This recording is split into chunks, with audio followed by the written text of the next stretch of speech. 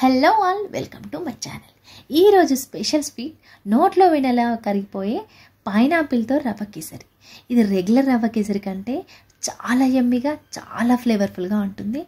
అద్దరిపోతుంది taste మాత్రం. సింపుల్గా, పర్ఫెక్ట్గా కొలతలతో డీటెయిల్డ్గా చూపించాను. తప్పకుండా ట్రై చేయండి. దీనికోసం పైనాపిల్ ముక్కల్ని తొక్క తీసి చిన్న ముక్కలుగా కట్ చేసి పక్కన పెట్టుకోండి. ఇప్పుడు స్టవ్ మీద ఒక కడాయి పెట్టుకోండి. ఇందులో 3 నుండి 4 స్పూన్ల వరకు నెయ్యి వేసుకున్నాను నేను. మీరు తినగలిగే అంత నెయ్యి అడ్జస్ట్ చేసుకొని వేసుకోండి.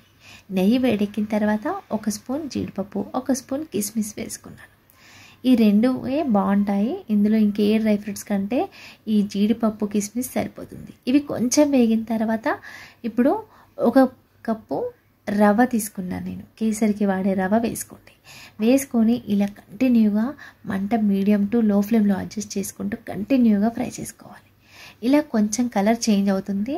ఇలా కొంచెం కలర్ చేంజ్ అయిన తర్వాత మనం ముందుగా చిన్న ముక్కలుగా కట్ చేసుకున్న పైనాపిల్ ముక్కల్ని ఇందులో వేసుకోండి. ఈ పైనాపిల్ ముక్క వేసి మనం ఈ రవ్వ ఫ్రై చేసుకుంటే స్మెల్ అయితే అద్భుతంగా వస్తుందండి. చాలా యమ్మీగా ఉంటుంది. ఇలా ఫ్రై చేసినప్పుడు వచ్చే స్మెల్ అద్దరిపోతుంది. టేస్ట్ మాత్రం చాలా ఫ్లేవర్ఫుల్గా వస్తుంది స్మెల్ ఇలా ఫ్రై చేసినప్పుడు. ఇలా కలర్ చేంజ్ అవ్వాలి. మొత్తం బ్రౌన్ కలర్ వచ్చిన తర్వాత నేను 1 కప్పుకి 3/4 వరకు షుగర్ వేసుకున్నాను నేను. మీ స్వీట్ లెవెల్స్కి తగ్గట్టుగా షుగర్ వేసుకోండి. వేసుకొని ఒక 2 నిమిషాలు మంట లో ఫ్లేమ్లో పెట్టుకొని ఫ్రై చేసుకోవాలి. ఇలా ఫ్రై చేసుకోవడం వల్ల షుగర్ మాడిపోతుంది, మెల్ట్ అయ్యి అనుకుంటారు. కానీ అలా అస్సలు కాదండి. పైనాపిల్లో ఉండే వాటర్ ఉన్నాయి కదా, వాటి 2 కాంబినేషన్తో ఉడికి మంచి ఫ్లేవర్ వస్తుంది ఈ రవ్వ కేసరికి.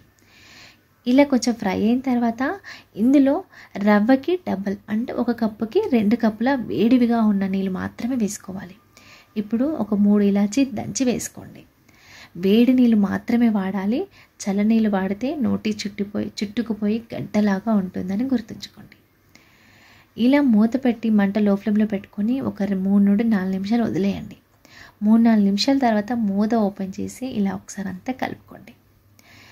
వేడి నీళ్ళు వాడడం వల్ల రవ్వ గడ్డలుగా అస్సలు కట్టదు, ఉండలుగా ఉండదు, అలా నోటికి చుట్టుకుపోయినట్టు కూడా ఉండదు. విడివిడిగా రవ్వగా భలే ఉంటుంది. ఇప్పుడు ఇందులో 1 స్పూన్ నెయ్యి వేసుకున్నాను నేను.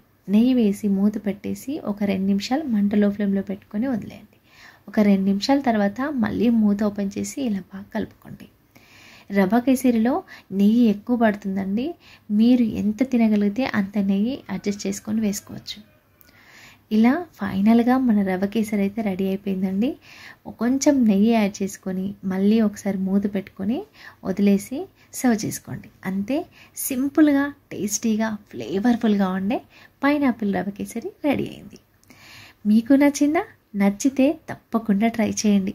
మీకు ఎలా వచ్చిందో నాకు కామెంట్ సెక్షన్లో చెప్పడం అస్సలు మర్చిపోద్దు. Thank you for watching. Please subscribe my channel. Thank you.